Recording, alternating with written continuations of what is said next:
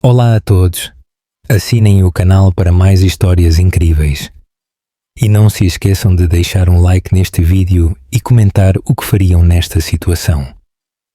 Prestes a começar, preparem-se para uma história que vos vai prender desde o primeiro segundo. Imaginam deixar o amor da vossa vida por pressão familiar, apenas para que, 5 anos depois, a verdade regresse da forma mais impactante? Há 5 anos, um CEO milionário, pressionado pelos seus pais elitistas, terminou com o amor da sua vida. 5 anos depois, ela reapareceu com 2 pequenos que eram a sua imagem e semelhança. Mateus Diniz era um homem que o mundo admirava. Aos 32 anos, já era o CEO da Diniz Inovações, um império tecnológico multimilionário construído sobre inteligência artificial e a nuvem. Ele enfeitava capas de revistas, discursava em cimeiras mundiais e apertava a mão de presidentes. Cada fotografia dele mostrava a mesma imagem impecável. Cabelo louro dourado, perfeitamente penteado. Olhos azuis penetrantes que mostravam a dose certa de desapego e um sorriso que podia fechar negócios antes mesmo de um contrato ser lido. Ele vivia numa penthouse por cima do grande parque da cidade. Conduzia um carro desportivo elétrico personalizado e usava fatos feitos à medida que valiam mais do que a renda da maioria das pessoas. Para qualquer um que o visse de fora, ele era impecável, decidido, disciplinado e destinado à grandeza. Mas havia uma coisa que Mateus não tinha e pela qual quase arriscou tudo: o amor. 5 anos antes de assumir o seu papel como CEO, Mateus tinha estado com alguém que não se encaixava no plano que a sua família tinha traçado para a sua vida. O nome dela era Sofia Beltrão. Ela não era uma socialite ou uma investidora tecnológica. Não tinha nascido na riqueza. Era uma estudante de arquitetura, a pagar o seu curso com bolsas de estudo e trabalhos a tempo parcial, com manchas de tinta nas suas calças de ganga e cadernos cheios de esboços desarrumados. Tinha longos cabelos castanhos, olhos azuis expressivos e uma forma de olhar para Mateus que o fazia sentir que ele era mais do que o seu título. Com ela, ele não precisava de fingir. Com ela, ele ria mais alto, dormia melhor e sonhava mais livremente. Conheceram-se num evento de caridade a que ele só tinha comparecido por obrigação. Ela estava a ajudar a montar as luzes do palco e ele esbarrou nela enquanto olhava para o telemóvel. Foi o momento mais humano que ele teve em meses. A sua relação floresceu em privado. Longos passeios pela cidade, comida de takeaway nos terraços, conversas noturnas sobre sonhos e medos. Ela não se importava com o seu dinheiro. Ela gozava com o seu relógio caro e recusava-se a deixar que ele lhe pagasse a renda. Ela fê-lo sentir-se real num mundo onde tudo sobre ele parecia artificial. Pela primeira vez na sua vida, ele imaginou um futuro que não girava em torno de lucros trimestrais ou reuniões de conselho. Ele imaginou um casamento pequeno, um lar acolhedor, filhos com olhos azuis e energia indomável. Ele imaginou Sofia em todas as versões desse futuro. Mas os seus pais tinham outros planos. Quando souberam de Sofia, a reação foi imediata e brutal. O seu pai, Carlos Diniz, o presidente do conselho e um dos homens mais frios que Mateus conheceu, chamou-o ao seu escritório e disse-lhe sem rodeios: "Ela não é tua igual. Ela dilui a tua imagem. Casa com ela e começaremos o processo para te remover da sucessão." A sua mãe também não se incomodou em esconder o seu desprezo. "Tu queres mesmo envergonhar a família?" ela perguntou. "O que vão pensar os acionistas quando te virem com alguém tão comum?" Mateus tentou resistir. Lutou. Disse-lhes que não se importava com a percepção.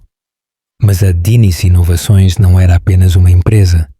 Era um império, transmitido ao longo de 3 gerações. O seu nome era uma marca. O seu rosto era um investimento. E à medida que a pressão aumentava por parte da família, do conselho, dos conselheiros que o lembravam das suas obrigações. Mateus sentiu as paredes a fecharem-se à sua volta. A pior parte foi que ele nunca disse a verdade a Sofia. Um dia, ele simplesmente terminou tudo, sem explicação, sem discussão.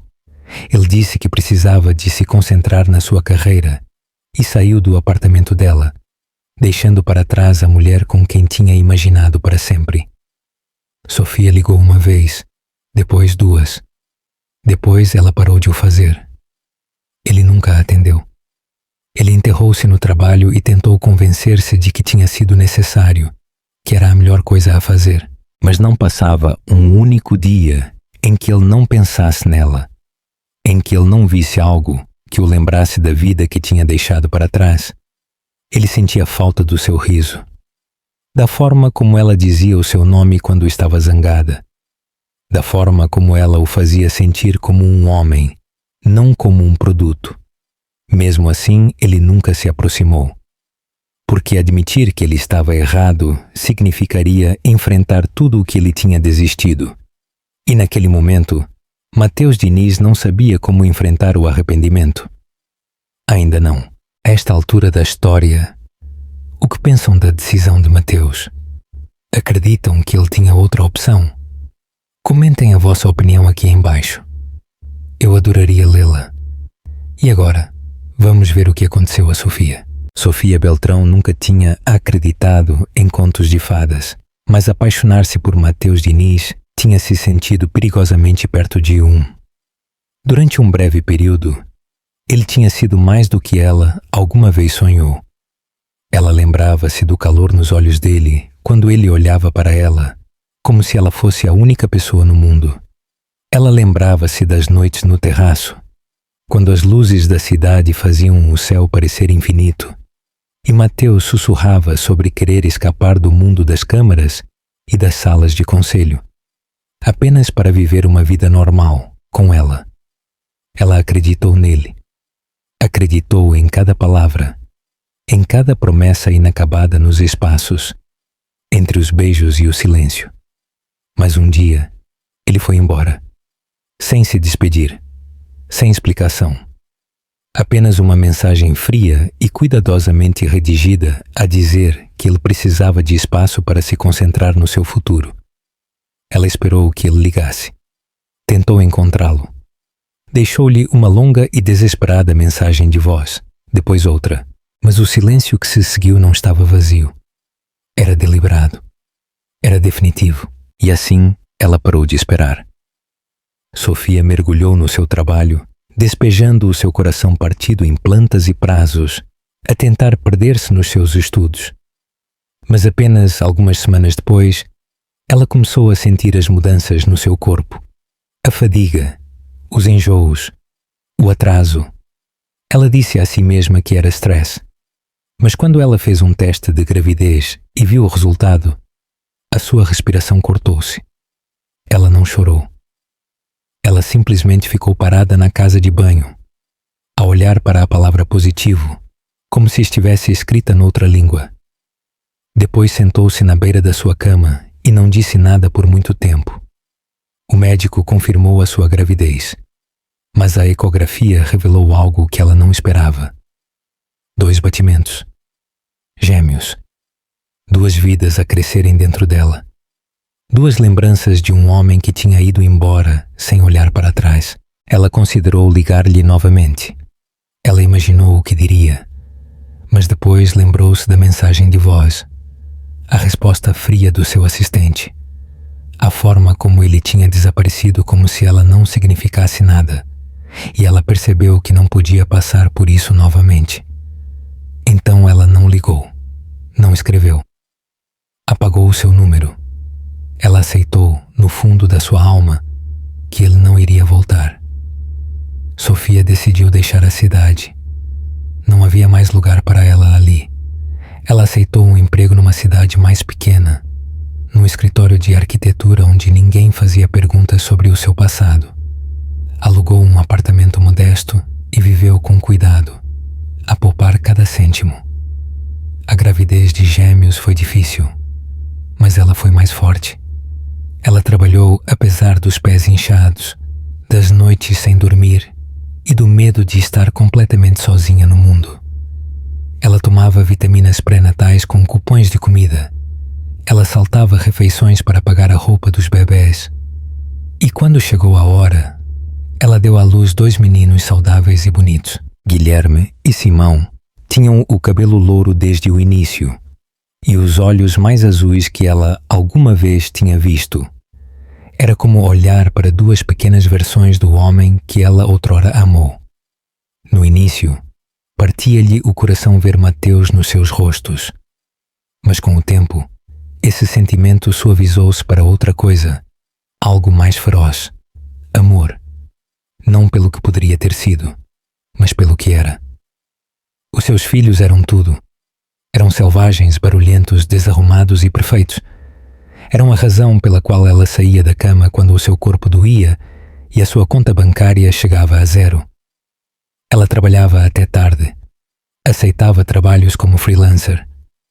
Fazia plantas para lojas, cafés e até celeiros. Qualquer coisa que mantivesse as luzes acesas.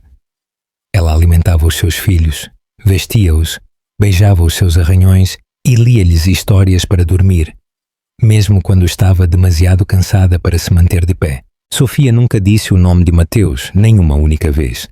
Quando os meninos perguntavam por que é que não tinham pai, ela dizia-lhes a verdade, com gentileza, que por vezes as pessoas vão embora porque têm medo de amar, e que a culpa não era deles, nem nossa. Ela não falava de vingança, não se demorava no passado. Ela despejou toda a sua energia a criar 2 meninos gentis, curiosos e corajosos, que não tinham ideia de que usavam um apelido que outrora governou uma cidade. Acreditam que Sofia fez a coisa certa ao não contar a Mateus sobre os gêmeos. Vocês teriam feito o mesmo ou teriam tentado contactá-lo novamente? E ainda assim, a altas horas da noite, quando eles dormiam, ela por vezes encontrava-se a imaginar o que Mateus diria se os visse. Ele reconhecê-los-ia como seus? Ele sentiria algo? Ou faria o que melhor sabia fazer, virar as costas e fingir que nada daquilo importava? Ela dizia a si mesma que não importava, que ela não se importava, que ela tinha construído uma vida sem ele. E era verdade. Mas o destino, como sempre, tinha outros planos. O convite chegou inesperadamente, guardado na caixa de entrada do modesto e-mail de Sofia, com uma linha de assunto genérica. Fórum de Futuros Arquitetônicos, seleção de oradores. No início, ela pensou que era um erro. Nunca tinha apresentado num evento importante, muito menos numa grande metrópole. Mas a mensagem era real. Eles tinham revisto a sua proposta de design para um abrigo para mulheres sustentável, de baixo custo e focado na comunidade, e queriam que ela falasse no painel. Não era pago, mas cobriam a viagem e o alojamento. Era da oportunidade que ela tinha sonhado durante anos e o tipo de reconhecimento que ela nunca pensou que receberia como mãe solteira de 2, a lutar nos bastidores no mundo da arquitetura. Ela hesitou apenas por um momento. Depois disse sim. Regressar à cidade depois de 5 anos pareceu surreal. Tudo parecia igual, mas nada lhe era familiar.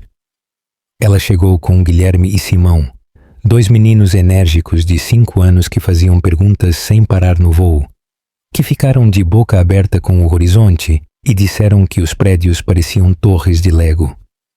Ela vestiu-os cuidadosamente para o fórum, com pequenas camisas de gola e sapatos limpos, e enfiou uma bolsa cheia de livros de colorir e snacks para os manter ocupados enquanto ela apresentava. Ela não tinha ninguém para tomar conta deles, e não ia deixar que isso a impedisse. Eles sentaram-se pacientemente perto do fundo do espaço de exibição, enquanto ela se parava ao lado da sua maquete do abrigo, com as palmas das mãos ligeiramente suadas e o coração a acelerar.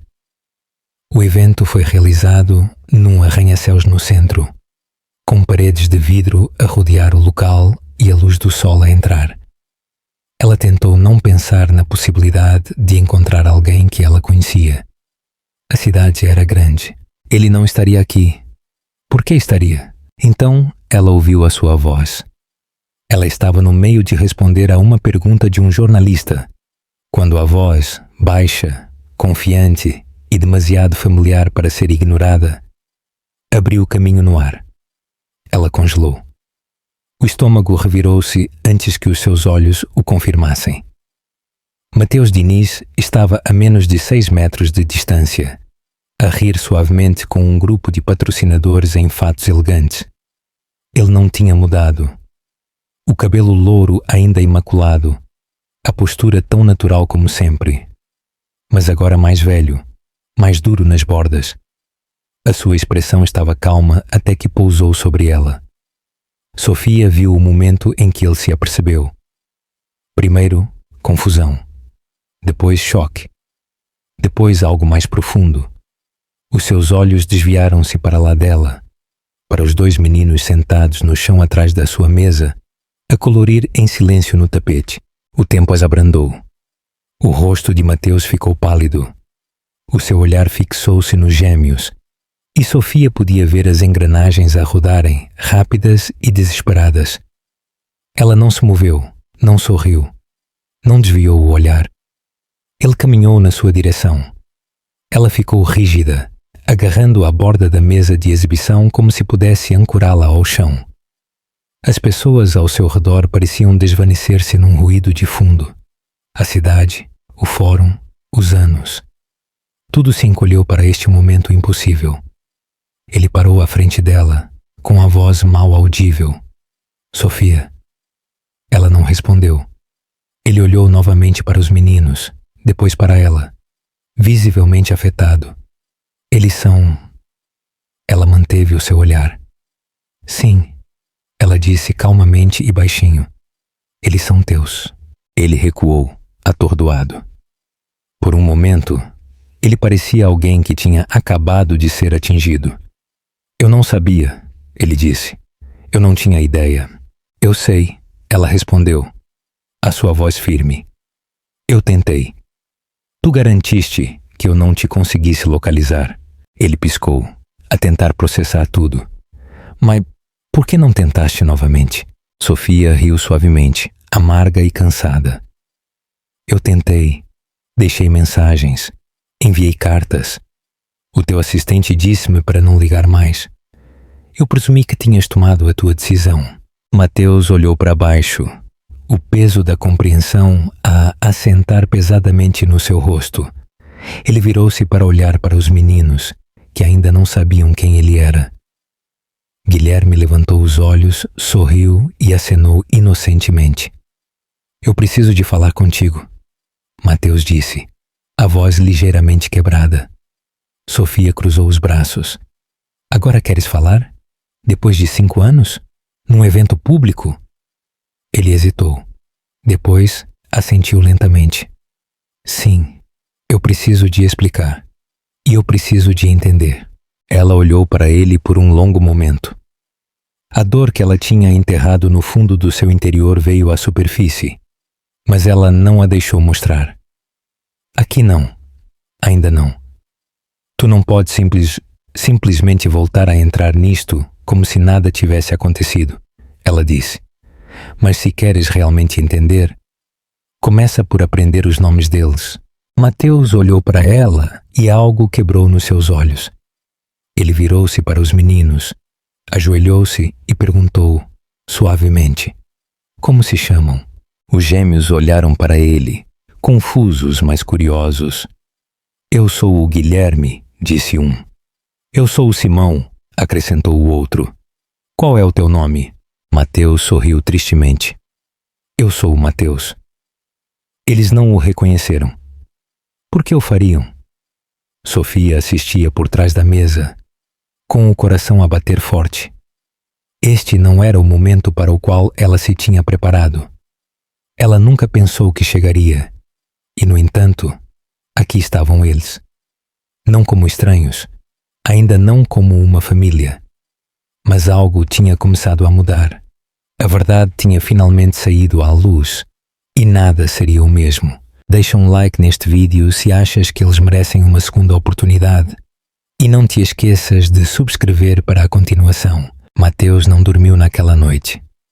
Depois do fórum, depois do dia mais longo e discordante da sua vida, ele regressou ao seu apartamento, um lugar que outrora se sentiu como o auge do sucesso, e agora sentia-se vazio, desprovido de significado.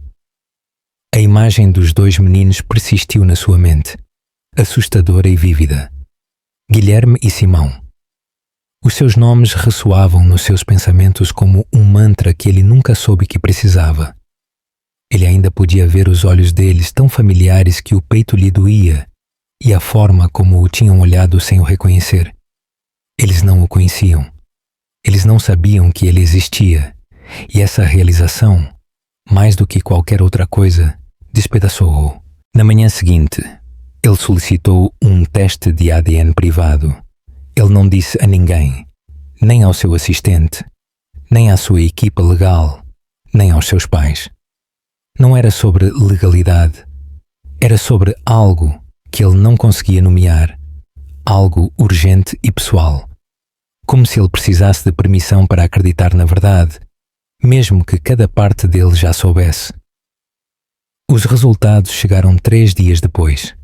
99% de correspondência. Não havia como negar. Ele era o pai deles. Mateus olhou para o documento em silêncio por muito tempo. Depois dobrou-o cuidadosamente e guardou-o numa gaveta, como se fosse algo sagrado e pesado. Não um pedaço de papel, mas uma porta que ele tinha acabado de abrir.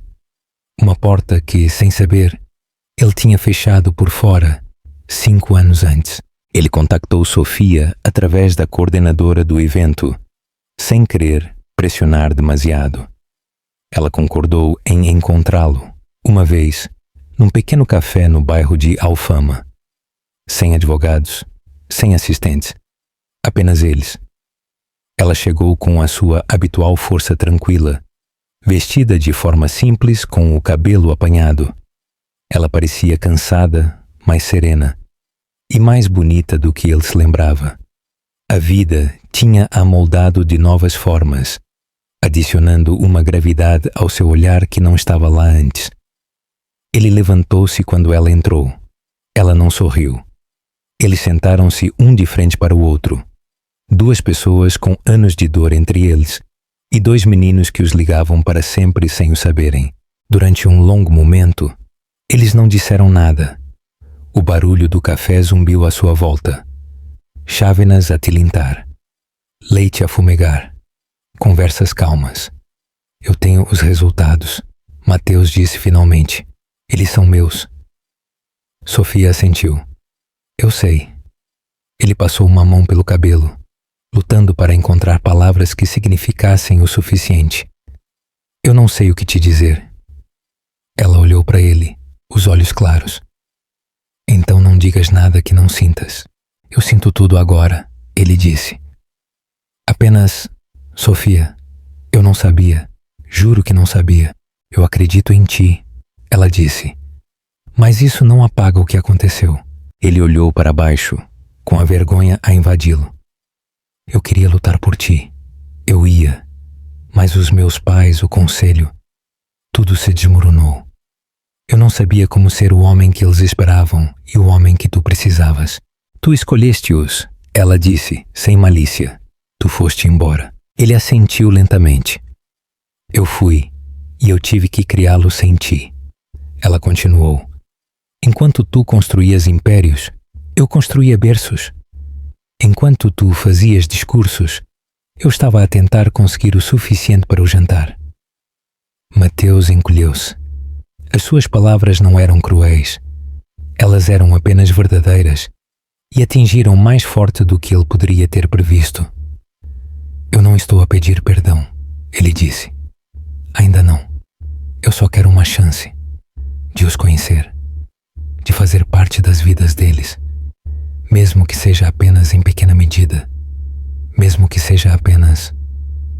Ele fez uma pausa, a sua voz a quebrar. Eu não posso voltar, Sofia, mas eu posso aparecer agora. Eu posso tentar. Ela estudou-o atentamente. Eles não te conhecem. Nem sequer sabem o que é um pai. Para eles, eu sou o mundo inteiro deles. Eu não quero tirar-te nada, ele disse rapidamente. Eu só quero adicionar ao que tu construíste. Sofia exalou lentamente. Eles têm 5 anos. Eles não entendem traição ou lealdade, mas eles entendem presença. Tu não podes simplesmente aparecer e desaparecer. Tu não podes começar e parar. Se tu queres estar nas vidas deles, tem que ser até ao fim. Eu quero, ele disse sem hesitar. Custe o que custar. Ela assentiu, ainda cautelosa, mas algo na sua postura suavizou-se. Então tu vais começar devagar. Vais buscá-los à escola um dia. Vais ao parque. Senta-te com eles. Deixa que eles se aproximem de ti.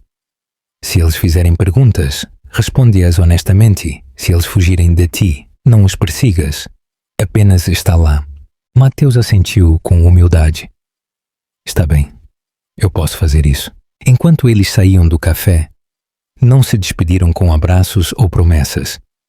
Apenas com um entendimento, um acordo frágil entre duas pessoas que já não estavam apaixonadas, mas que estavam ligadas para sempre. Sofia caminhou à frente e Mateus seguiu-a a uma distância respeitosa. Não como um casal, ainda não como um pai, mas como um homem que estava finalmente a tentar consertar o que outrora tinha corrido tão terrivelmente mal. Quão difícil acham que foi para Sofia aceitar esta proposta de Mateus?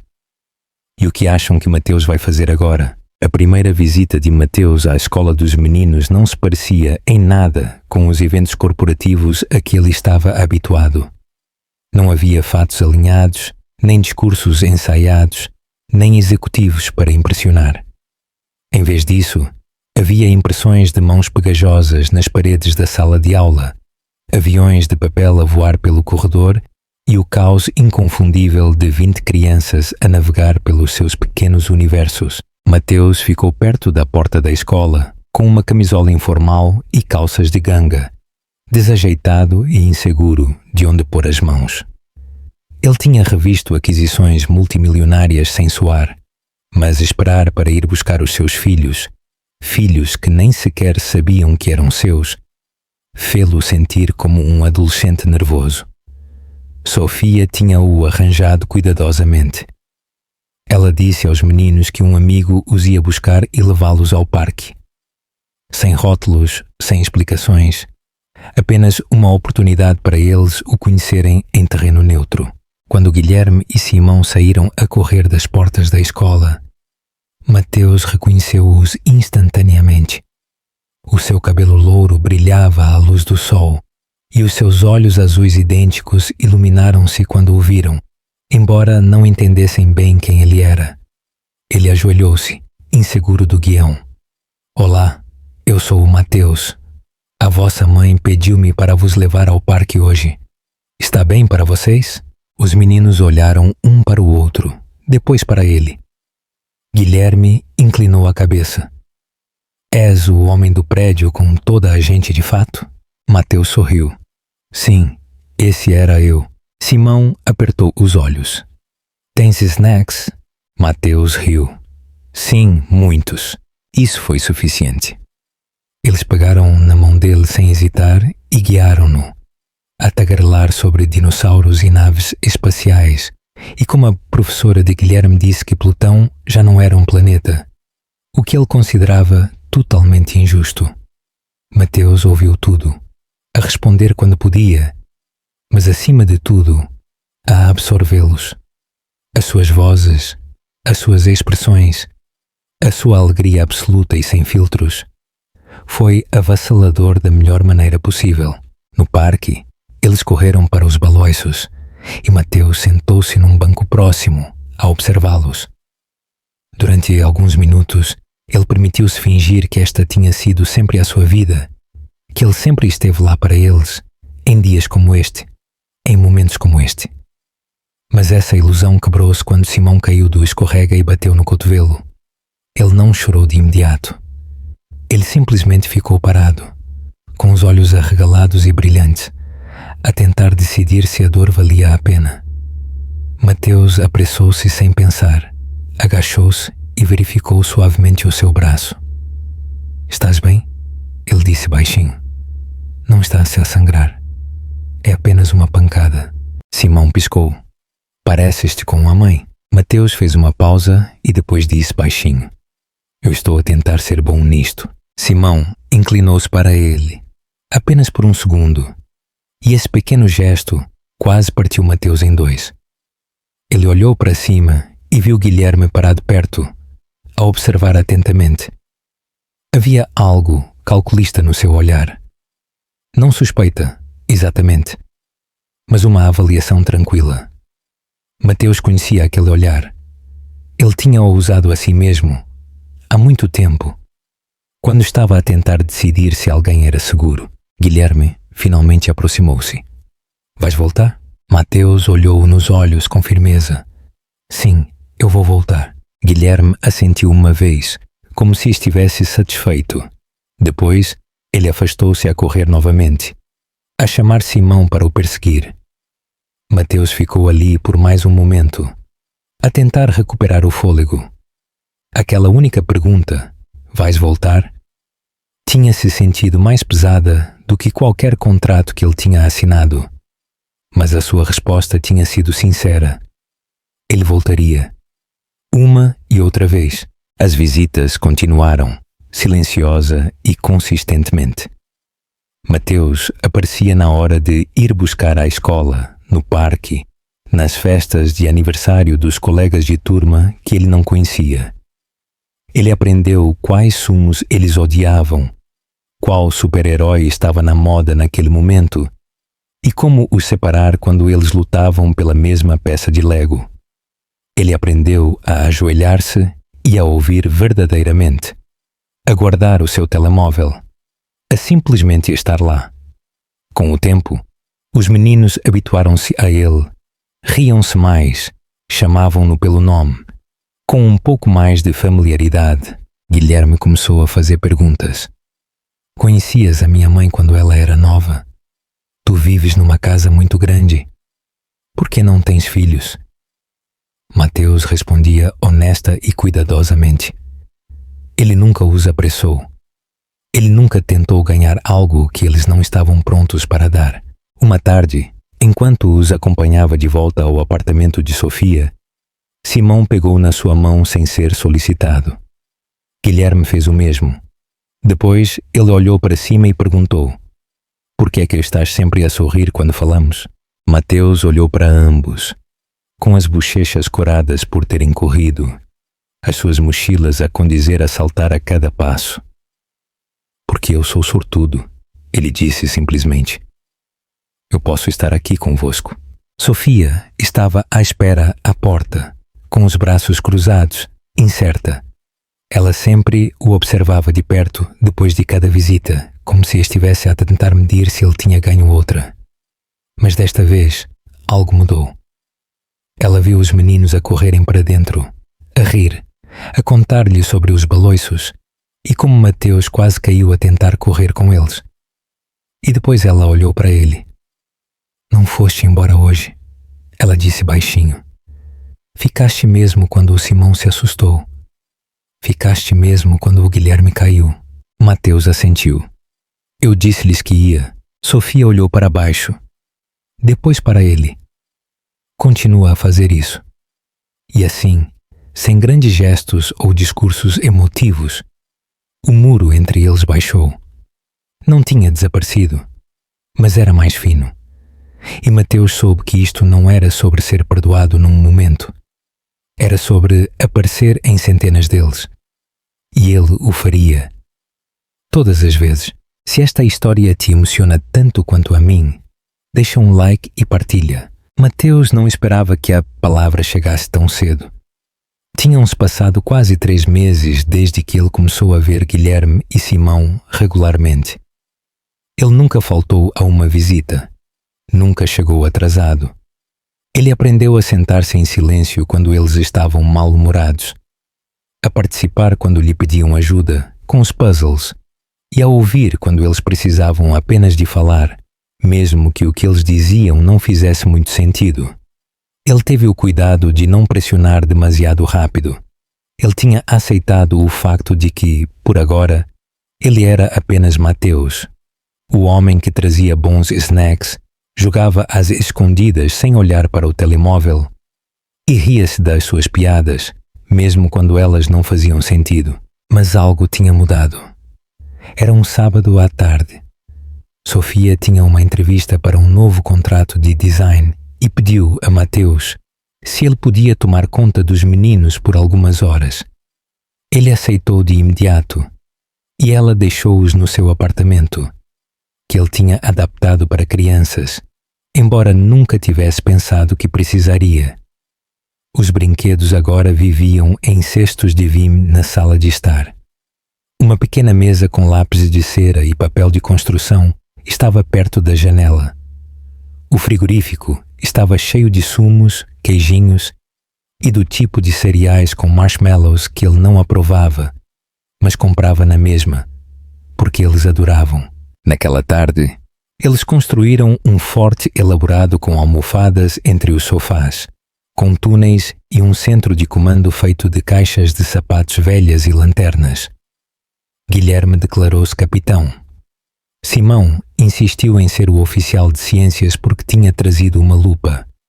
Mateus entrou no jogo como comandante pai, um nome que Simão inventou a meio do jogo e disse sem pensar. Mateus congelou por um segundo, apanhado de surpresa pela palavra. Pai. Ele não respondeu de imediato, com medo de que, se ele reagisse demasiado, Simão se retrataria. Então ele apenas sorriu e continuou o jogo. Mas por dentro, ele era uma confusão de emoções. A palavra continuava a ressoar na sua mente. Ele ainda não a tinha ganho. Ou talvez sim, lentamente, em pedaços. Não através de grandes gestos, mas através da consistência, do tempo e do amor tranquilo. Mais tarde, naquela noite, depois de terem comido takeaway e estarem deitados debaixo do forte de almofadas, a ver desenhos animados, Simão aninhou-se ao seu lado e olhou para ele. Posso chamar-te pai agora? Ou tenho que esperar? Mateus sentiu a sua garganta apertar. Ele olhou para o rosto pequeno e sério de Simão, depois para Guilherme, que também o estava a olhar, a segurar em silêncio o seu dinossauro de pelúcia favorito. Mateus estendeu a mão e puxou-os a ambos para perto. Podem chamar-me o que sentirem, ele disse com a voz embargada, mas se quiserem chamar-me pai, eu ficaria muito orgulhoso disso. Simão assentiu. Guilherme deu-lhe um pequeno sorriso, do tipo que diz mais do que as palavras. Naquela noite, Sofia veio buscá-los. Ela encontrou-os a dormir no sofá, Simão deitado no peito de Mateus, Guilherme aninhado ao seu lado, ambos a roncar suavemente. Mateus também tinha adormecido, com o braço a protegê-los a ambos, a televisão ainda ligada em volume baixo. Ela não os acordou de imediato. Ela ficou ali por um longo momento, apenas a olhar. Algo dentro dela, algo que tinha estado fechado, começou a mudar.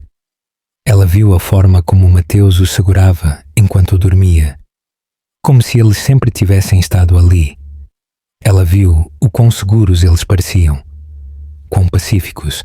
Quando ela finalmente o acordou, Mateus agitou-se lentamente, a piscar ao perceber onde estava e que horas eram. Eu lamento, ele sussurrou. Devíamos ter adormecido todos. Sofia abanou a cabeça. Eles estavam felizes.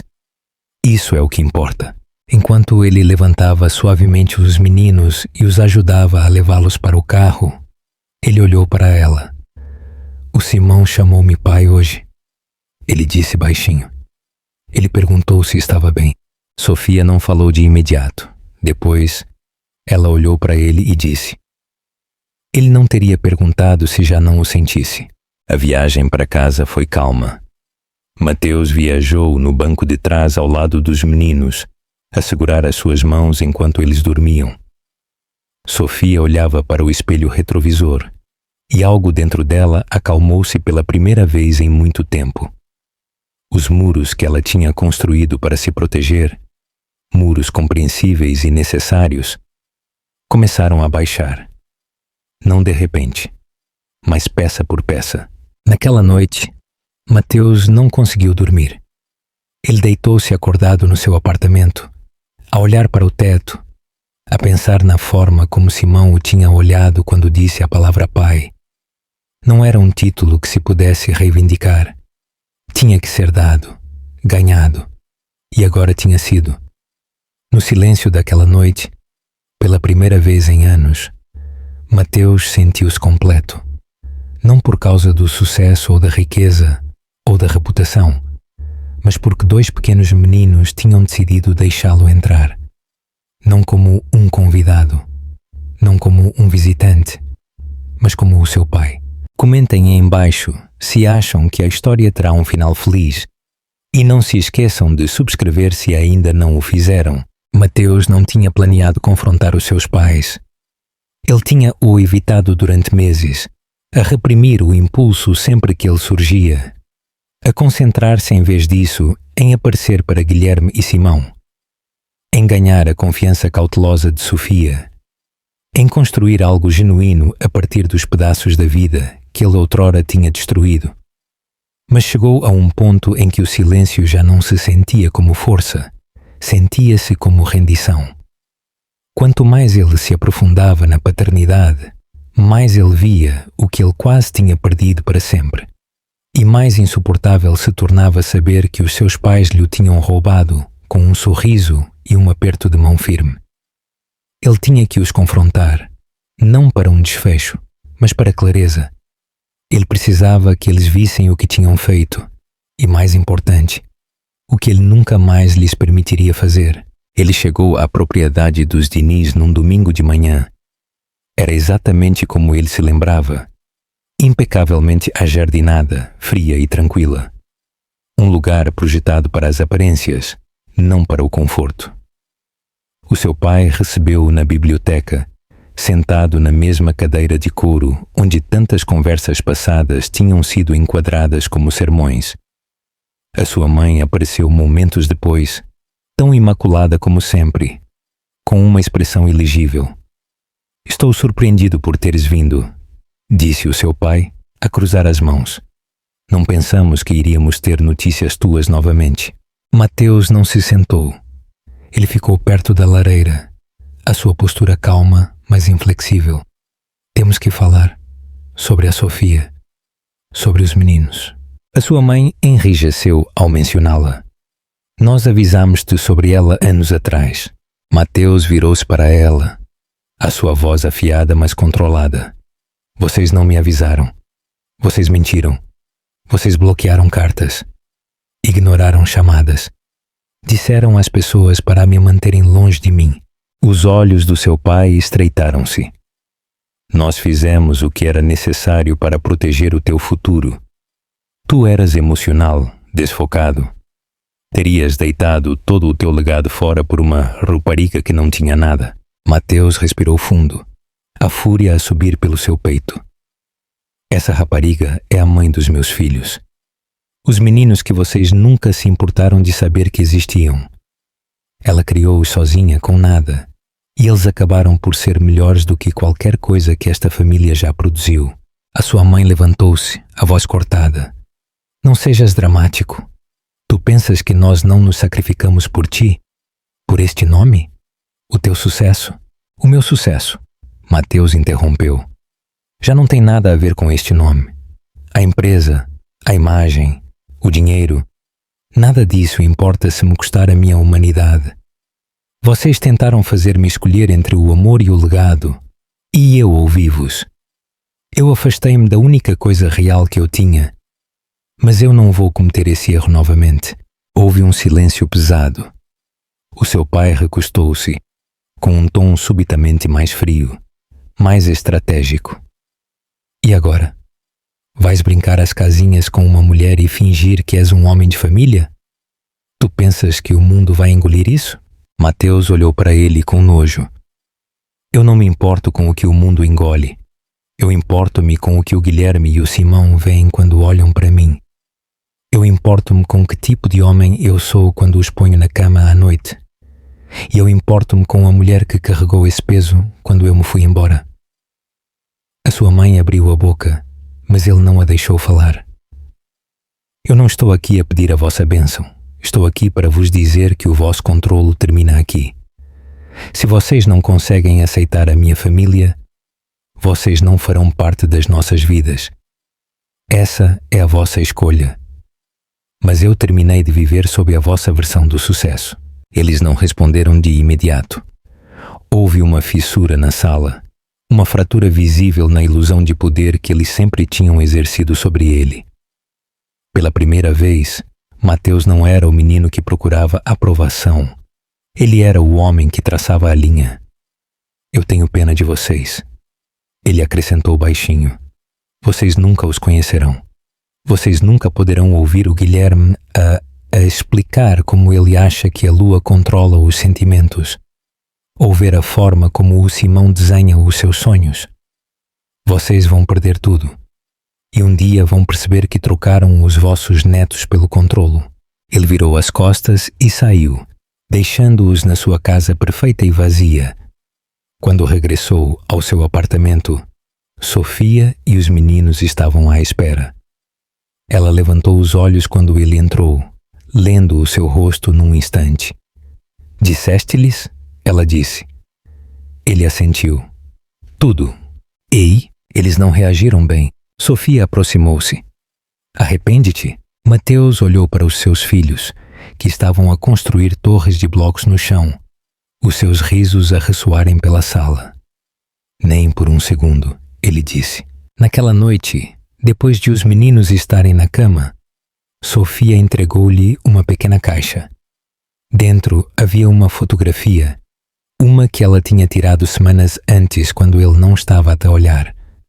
Ele estava sentado no relvado do parque, com Simão no seu colo. Guilherme a encostar-se a ele. Os três a rirem a gargalhadas.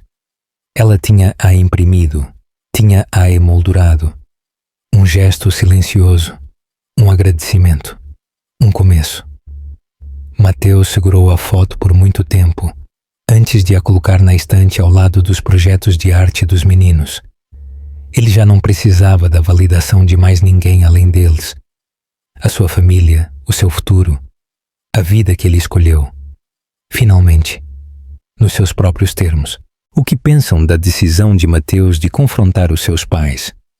E o que significa este pequeno gesto de Sofia? O outono na cidade tinha uma forma de suavizar tudo. Os ângulos afiados dos prédios esbatem-se sob uma luz dourada. O ruído do trânsito parecia mais suave, e até mesmo o vento tinha uma espécie de tranquilidade. Para Mateus, a mudança das estações refletia o que estava a acontecer dentro dele. Algo que tinha estado frio durante muito tempo tinha começado a descongelar, e no seu lugar havia um calor que ele outrora tinha temido não merecer. Tinha-se passado quase um ano desde que ele soube de Guilherme e Simão, e cada dia desde então tinha sido uma escolha. Ele escolheu-os. Ele escolheu a Sofia. Ele escolheu aparecer uma e outra vez, não como o homem perfeito, mas como um homem presente. A vida não era impecável, mas estava cheia.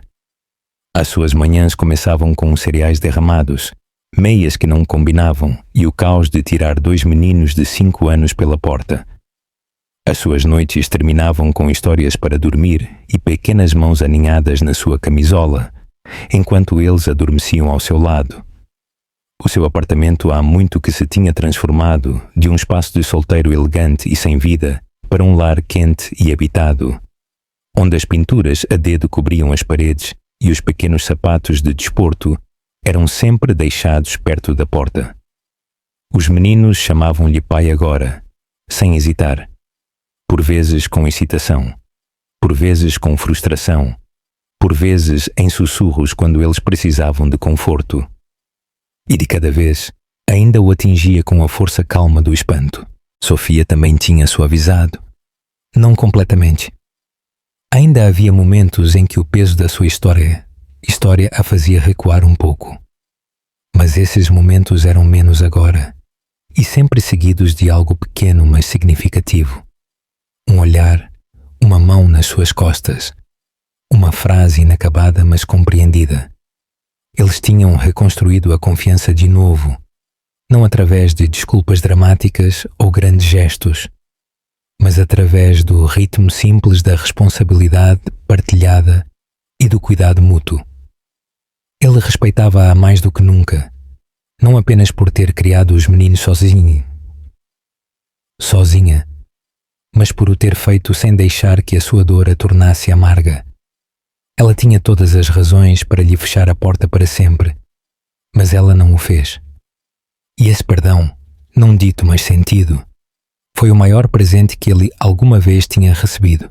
Num sábado de manhã, enquanto os meninos brincavam na sala de estar e Sofia preparava café na cozinha, Mateus parou na janela com uma pequena caixa na mão. Não era de veludo nem de marca. Era simples, limpa e cuidadosamente escolhida. Dentro havia um anel, delicado mas forte. Ele tinha passado meses a pensar em como pedi-la em casamento. No início, ele imaginou algo grande.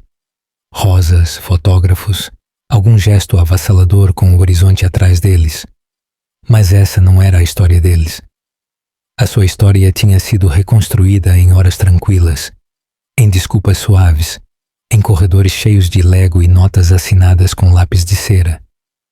Ele não precisava de fogo de artifício. Ele precisava da verdade. Ele entrou na cozinha e esperou que ela olhasse para cima. Ela ergueu uma sobrancelha para a seriedade do seu rosto. "O que se passou?" ela perguntou. Nada", ele disse. "Essa é a questão." Ele pegou na mão dela e levou-a para a sala de estar, onde os meninos ainda brincavam. Eles olharam para cima, curiosos, mas não surpresos. Mateus ajoelhou-se e, por um momento, tudo à sua volta desvaneceu-se para o silêncio. "Eu não quero reescrever o passado", ele disse. "Eu só quero escrever o resto da história contigo nela, como tua companheira, como a mãe dos nossos filhos, como a mulher que me ensinou que o amor não é um negócio, é uma escolha. E eu escolho-te a ti." Os olhos de Sofia brilharam, mas ela não chorou. Ela era demasiado forte para isso. Ela sorriu, pequeno no início, depois mais largo, e assentiu. "Sim", ela disse simplesmente, "porque eu não preciso de perfeição. Eu só preciso de ti." Os meninos aplaudiram, não muito certos do que tinha acabado de acontecer. Mas sentindo que era algo bom, eles amontoaram-se nos braços deles, a fazê-lo perder o equilíbrio, até que todos se desmoronaram num monte de risadas no tapete. O casamento aconteceu alguns meses depois. Não foi extravagante. Não precisava de ser. Eles celebraram-no no pequeno jardim comunitário que Sofia tinha ajudado a projetar anos atrás. Os amigos reuniram-se, próximos e calmos, sentados entre fileiras de calêndulas de floração tardia e sebes cobertas de era. Os meninos usavam coletes a condizer e transportavam os anéis, demasiado entusiasmados para caminharem devagar pelo corredor. Sofia usava um vestido simples de cor marfim, com o cabelo solto e uma margarida enfiada atrás de uma orelha. Mateus não conseguia parar de sorrir enquanto ela caminhava em direção a ele. Os seus passos firmes, os seus olhos fixos nos dele. Não houve discursos sobre o destino, nem citações de poemas. Apenas votos proferidos do coração, curtos, honestos e sem polimento. Promessas de se escolherem um ao outro, não apenas nos dias brilhantes, mas também nos difíceis. Promessas de se criarem juntos, de cometerem erros e de os perdoarem, de se responsabilizarem mutuamente e de se manterem perto. Quando se beijaram, não foi o tipo de beijo que assinala um começo. Foi o tipo que sela algo já construído, lentamente, dolorosamente e lindamente. Depois, enquanto o sol se punha e o jardim brilhava com uma luz dourada, Guilherme e Simão corriam pelo relvado, a gritarem de alegria. Mateus ficou a observá-los, com a sua mão entrelaçada na de Sofia, o peito cheio de um pedaço que ele nunca tinha conhecido na sua vida anterior de salas de conselho e silêncio. Ele outrora tinha acreditado que o sucesso significava poder, imagem, controlo. Mas de pé ali, descalço num jardim com o amor da sua vida ao seu lado e os seus filhos a perseguir borboletas à sua frente, ele finalmente entendeu o que isso realmente significava. Ele estava em casa, completamente, finalmente, e desta vez ele não ia a lado nenhum. O que é que a vida lhes reservou no final? O final desta história não é apenas satisfatório, é subtilmente poderoso. Não se baseia numa redenção exagerada ou numa perfeição de conto de fadas, mas celebra o trabalho lento e humano da reconstrução. A transformação de Mateus não é instantânea, mas sim conquistada, passo a passo, através da presença da humildade e da vontade de enfrentar o que ele outrora fugiu. Isso é o que a torna significativa. A força de Sofia é a espinha dorsal emocional da história. Ela nunca precisou de ser salva. Ela precisava de respeito, consistência e verdade. E no final, ela conseguiu tudo isso. Não porque perdoou facilmente, mas porque ela sabia o seu valor. O amor que eles redescobrem não é ingênuo ou idealizado. É maduro, estratificado com dor e cura, e mais forte por causa do que eles sobreviveram. A imagem final, uma família baseada no amor, na escolha e em segundas oportunidades, não é apenas bonita, é esperançosa. Ela lembra-nos que as coisas partidas nem sempre estão perdidas. Por vezes, elas estão apenas à espera de serem reconstruídas, tijolo a tijolo, com honestidade. Não te esqueças de comentar se gostaste desta história e subscreve para não perderes as próximas. Obrigada por assistir.